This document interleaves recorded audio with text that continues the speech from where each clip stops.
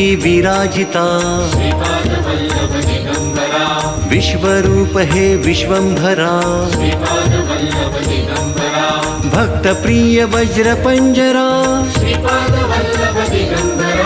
दीनांचा उद्धार करा दत्तात्रया अवतारा श्रीपाद नरसिंहवरा नित्य निरंजन ओंकारा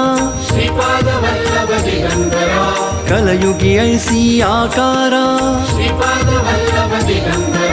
जन्म घेशी तू पिठापुरा सचित धन तू शुभंकरा शाश्वत पावन तपोवरा